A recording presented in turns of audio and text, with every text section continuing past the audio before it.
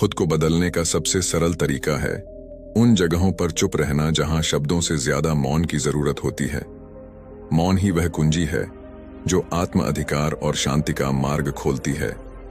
नमस्कार दोस्तों, स्वागत है आप सभी का आपके अपने चैनल बुद्ध ब्लेसिंग पर। तो चलिए बिना किसी देरी के बढ़ते हैं आज की इस कहानी की ओर। बहुत समय पहले की बात है। मगध राज्य के एक छोटे से गांव में एक युवक रहता था जिसका नाम अंशुमान था। वह बहुत ही अधीर और गुस्सैल स्वभाव का था। छोटी छोटी बातों पर बहस करना और हर बात का उत्तर तुरंत देना उसकी आदत बन चुकी थी। धीरे धीरे उसके इस स्वभाव के कारण लोग उससे कतराने लगे। अंशुमान खुद भी इस बात को महसूस करता था कि उसका स्वभाव उसके जीवन में शांति और खुशियां लाने के बजाय तनाव और अकेलापन बढ़ा रहा है। लेकिन वह समझ नहीं पा रहा था कि उसे इस स्थिति से कैसे बाहर निकलना चाहिए। एक दिन उसने सुना कि पास के जंगल में भगवान बुद्ध का प्रवचन हो रहा है। बुद्ध के बारे में उसने बहुत कुछ सुन रखा था। उनकी करुणा, उनका ज्ञान और उनके द्वारा दी गई जीवन की शिक्षाएं। यह सुनकर अंशुमान ने सोचा, शायद मुझे मेरे सवालों के जवाब वहां मिल जाएं। वह जल्दी ही प्रवचन स्थल पर पहुंचा। वहां बड़ी भीड़ जमा थी। बुद्ध अपने सरल और स्पष्ट शब्दों में जीवन की गहराइयों को समझा रहे थे। उसी समय बुद्ध ने सभा को संबोधित करते हुए कहा, यदि तुम अपने जीवन में सच्चा बदलाव लाना चाहते हो तो 10 जगहों पर चुप रहना सीखो। यह सुनकर अंशुमान को कुछ आशा की किरण दिखी। प्रवचन समाप्त होने के बाद वह बुद्ध के पास गया और उनके चरणों में झुककर बोला, भगवान, आपने कहा कि बदलाव लाने के लिए 10 जगहों पर चुप रहना चाहिए। कृपया मुझे विस्तार से समझाइए कि ये 10 जगहें कौन सी हैं और मैं उन्हें अपने जीवन में कैसे अपना सकता हूं। बुद्ध मुस्कुराए और बोले, यह जानने के लिए तुम्हें धैर्य, अनुशासन और आत्मनिरीक्षण की आवश्यकता होगी। अगर तुम इन शिक्षाओं को अपनाने के लिए तैयार हो तो मेरे साथ चलो। अंशुमान ने सहमति जताई और इस तरह उसकी यात्रा शुरू हुई। पहला स्थान, जब कोई तुम्हारी आलोचना करे। बुद्ध ने अंशुमान को पहले स्थान की शिक्षा दी।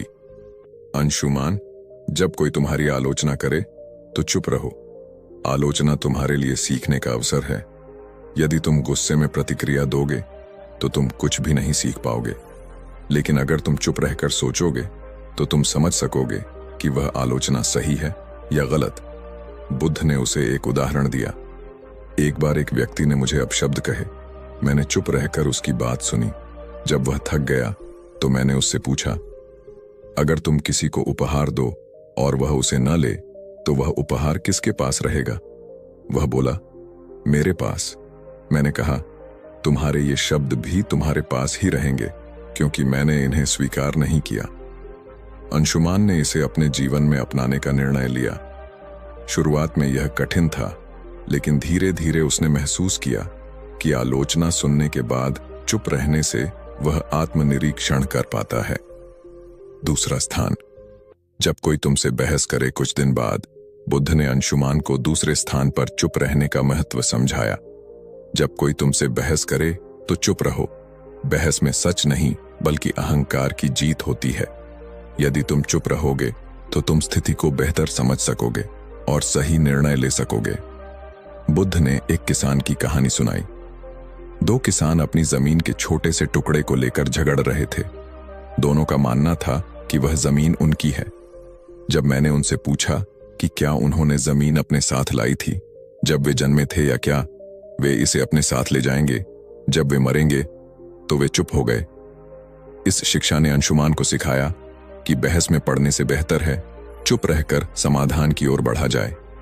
तीसरा स्थान, जब कोई गुस्से में हो। बुद्ध ने अंशुमान से कहा, गुस्सा आग की तरह है। यदि तुम इसमें घी डालोगे तो यह और भड़क जाएगा। इसलिए जब कोई गुस्से में हो तो चुप रहो। उसकी गुस्से की ऊर्जा खत्म हो जाएगी। इसके लिए उन्होंने एक कहानी सुनाई। एक राजा ने अपने मंत्री को गुस्से में फांसी की सजा सुनाई। मंत्री ने कुछ नहीं कहा। अगले दिन राजा को पछतावा हुआ और उसने मंत्री को माफ कर दिया। अगर मंत्री उस समय राजा से बहस करता तो शायद उसकी जान चली जाती। अंशुमान ने इसे भी अपने जीवन में अपनाया। चौथा स्थान, जब तुम दुखी हो एक दिन अंशुमान को किसी बात पर गहरा दुख हुआ। उसने बुद्ध से कहा, भगवान, मैं इस पीड़ा को सहन नहीं कर पा रहा। बुद्ध ने कहा, जब तुम दुखी हो तो चुप रहो। दुख तुम्हारे भीतर के बदलाव का द्वार हो सकता है। चुप्पी में तुम्हें अपने प्रश्नों के उत्तर मिल सकते हैं। बुद्ध ने उसे यह भी बताया कि दुख तुम्हें मजबूत बनाता है, बशर्ते तुम उसे समझने की कोशिश करो। 5वां स्थान, जब कोई तुम्हें उकसाए। बुद्ध ने अंशुमान से कहा, जब कोई तुम्हें जानबूझकर उकसाए तो चुप रहना ही सबसे बड़ा उत्तर है। यह तुम्हारी शक्ति और धैर्य को दर्शाता है। उन्होंने एक साधु की कहानी सुनाई। एक बार एक साधु को गांव के लोग परेशान करते थे, लेकिन वह साधु हमेशा शांत रहता था। धीरे धीरे गांव वालों ने उसे तंग करना छोड़ दिया। उनकी चुप्पी ने उन्हें बदल दिया। 6ठा स्थान, जब तुम्हें दूसरों की मदद न करनी हो। बुद्ध ने समझाया, हर जगह मदद करने की जरूरत नहीं होती। जब कोई तुम्हारी राय न मांगे तो चुप रहना बेहतर है। यह शिक्षा अंशुमान के लिए बहुत उपयोगी साबित हुई। 7वां स्थान, जब तुम्हें अपने ज्ञान पर घमंड हो। बुद्ध ने कहा, ज्ञान विनम्रता का आभूषण है। यदि तुम अपने ज्ञान का प्रदर्शन करोगे तो वह खोखला हो जाएगा। 8वां स्थान, जब कोई सत्य सुनने को तैयार न हो। बुद्ध ने अंशुमान से कहा, सत्य का मूल्य तब तक नहीं होता जब तक उसे स्वीकार करने वाला तैयार न हो। ऐसे में तुम्हारे शब्द व्यर्थ होंगे और तुम केवल अपना समय और ऊर्जा खो दोगे। फिर उन्होंने विस्तार से बताया, जब तुम किसी को सत्य बताने की कोशिश करोगे लेकिन वह अपने भ्रम या अहंकार में डूबा होगा तो तुम्हारे शब्द उसे असहज कर देंगे। ऐसे समय में चुप रहना ही सबसे बड़ा उपाय है। सत्य का बीज तभी फलेगा जब जमीन तैयार हो। बुद्ध ने अंशुमान को एक कहानी सुनाई। एक राजा के दरबार में एक साधु आया और कहा, राजन, तुम्हारे निर्णय गलत हैं। राजा को यह सुनकर गुस्सा आ गया और उसने साधु को दरबार से बाहर फेंकने का आदेश दिया। साधु ने जाते जाते कहा, सत्य कहने का समय अभी नहीं आया। जब तुम्हारा मन इसे समझने के लिए तैयार होगा तब मैं लौटूंगा। वर्षों बाद राजा ने अपनी गलतियों से सीख ली और साधु को फिर से बुलाया। इस बार राजा ने न केवल साधु की बात सुनी बल्कि उसे अपने जीवन का मार्गदर्शक भी बनाया। बुद्ध ने अंशुमान को समझाया, सत्य का प्रभाव तभी होता है जब सुनने वाला उसे ग्रहण करने के लिए तैयार हो। 9वां स्थान, जब परिस्थितियां तुम्हारे नियंत्रण में न हो। बुद्ध ने कहा, जीवन में कई बार ऐसी स्थितियां आती हैं जिन्हें तुम बदल नहीं सकते। उन पर क्रोधित या व्याकुल होकर तुम केवल अपनी शांति को खोओगे। ऐसे समय में चुप रहना ही सबसे बुद्धिमानी है। उन्होंने समझाया, चुप रहना कोई कमजोरी नहीं बल्कि धैर्य और संतुलन का प्रतीक है। जब परिस्थिति तुम्हारे बस में नहीं हो तो उसे स्वीकार करो और शांत रहो। यही मानसिक शक्ति का आधार है। बुद्ध ने एक घटना का जिक्र किया। एक बार एक किसान ने बुद्ध से पूछा, मेरा खेत सूखा पड़ा है, बारिश नहीं हो रही, मैं क्या करूं? बुद्ध ने उत्तर दिया, तुम बारिश नहीं बदल सकते, लेकिन तुम अपनी मेहनत को दिशा दे सकते हो। चुप रहो और अपने खेत के लिए वैकल्पिक उपाय खोजो। शांति से सोचो और समाधान खुद आ जाएगा। किसान ने यही किया और जल्द ही उसकी समस्या हल हो गई। बुद्ध ने कहा, जब परिस्थितियां तुम्हारे नियंत्रण में न हो तो चुप रहकर धैर्य और समाधान की दिशा में काम करना ही तुम्हारी सबसे बड़ी ताकत है। 10वां स्थान, जब तुम्हारा दिल भर जाए। बुद्ध ने अंशुमान से कहा, जब तुम्हारा हृदय कृतज्ञता, प्रेम और शांति से भर जाए तो इसे शब्दों की आवश्यकता नहीं होती। ऐसी स्थिति में चुप्पी स्वयं एक भाषा बन जाती है। यह तुम्हारे भीतर की सबसे बड़ी खुशी है। उन्होंने इसे और स्पष्ट करते हुए कहा, कृतज्ञता का सबसे शुद्ध रूप मौन में प्रकट होता है। जब तुम अपने जीवन में आनंदित महसूस करो तो इसे बाहरी अभिव्यक्ति की आवश्यकता नहीं होती। यह चुप्पी तुम्हारी आत्मा की खुशी का प्रतीक होती है। एक प्रेरणादायक कथा। बुद्ध ने अंशुमान को एक छोटी कहानी सुनाई।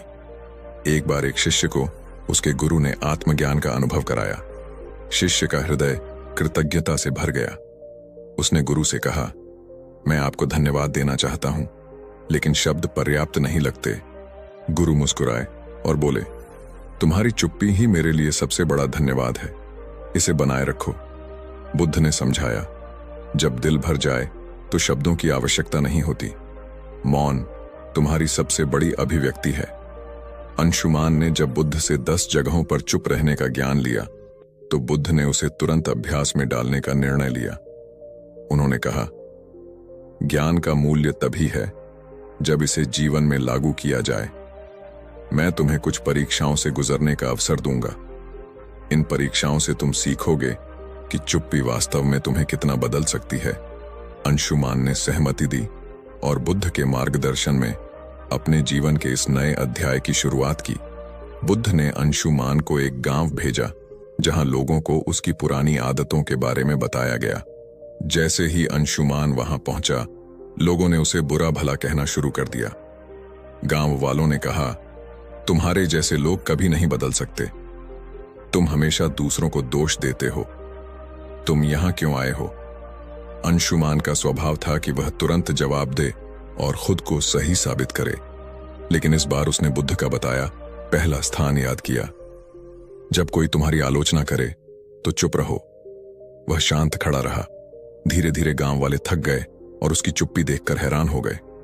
उन्होंने महसूस किया कि वह बदल चुका है। अंशुमान बुद्ध के पास लौटा और कहा, भगवान, चुप रहना कठिन था, लेकिन इससे मुझे एक नई ऊर्जा मिली। बुद्ध मुस्कुराए और बोले, यही पहला कदम है। अब अगली परीक्षा के लिए तैयार हो जाओ। दूसरी परीक्षा। जब कोई बहस करे, बुद्ध ने अंशुमान को एक व्यापारी के पास भेजा जो हमेशा अपने ग्राहकों से बहस करता रहता था। बुद्ध ने कहा, इस व्यापारी से कोई सवाल पूछो और जब वह बहस करे तो चुप रहो। अंशुमान व्यापारी के पास गया और पूछा, आपके सामान की कीमत इतनी अधिक क्यों है? व्यापारी तुरंत गुस्से में आ गया और बहस करने लगा, तुम्हें क्या पता कि मैं कितना मेहनत करता हूं? क्या तुम मेरे काम की कद्र नहीं करते? अंशुमान ने बुद्ध के दूसरे स्थान को याद किया। जब कोई बहस करे तो चुप रहो। वह शांत खड़ा रहा। उसकी चुप्पी ने व्यापारी को सोचने पर मजबूर कर दिया। उसने महसूस किया कि बहस का कोई अर्थ नहीं है। तीसरी परीक्षा। गुस्से का सामना करना। अब बुद्ध ने अंशुमान को एक ऐसे व्यक्ति के पास भेजा जो अपने गुस्से के लिए कुख्यात था। अंशुमान को उसके पास जाकर मदद मांगने को कहा। उस व्यक्ति ने गुस्से में कहा, तुम्हें मुझसे मदद चाहिए? तुम्हारी हिम्मत कैसे हुई? अंशुमान ने पहले की तरह जवाब देने की बजाय चुप रहने का निर्णय लिया। धीरे धीरे उस व्यक्ति का गुस्सा शांत हो गया। उसने कहा, तुमने मुझे जवाब क्यों नहीं दिया? क्या तुम डरे हुए हो? अंशुमान ने कहा, मैं आपके गुस्से को नहीं बढ़ाना चाहता था। उस व्यक्ति ने महसूस किया कि चुप्पी में शक्ति है। चौथी परीक्षा। दुख का सामना करना। अगली परीक्षा में बुद्ध ने अंशुमान को एक विधवा स्त्री के पास भेजा जिसका इकलौता बेटा हाल ही में मृत्यु को प्राप्त हुआ था। वह स्त्री अपनी पीड़ा में किसी से बात नहीं करती थी। बुद्ध ने कहा, उसके पास जाओ और बिना कुछ कहे उसकी मदद करो। अंशुमान उसके पास गया और बस उसके पास बैठा रहा। उसने कुछ नहीं कहा, लेकिन उसकी मौन उपस्थिति ने स्त्री को सांत्वना दी। उसने पहली बार किसी से अपनी कहानी साझा की और अपने दुख से उबरने का प्रयास किया। बुद्ध ने कहा, दुख में चुप्पी कई बार शब्दों से अधिक प्रभावी होती है। पांचवी परीक्षा। उकसावे का सामना करना। बुद्ध ने अंशुमान को एक ऐसे समूह के पास भेजा जो उसे उकसाने के लिए तैयार था।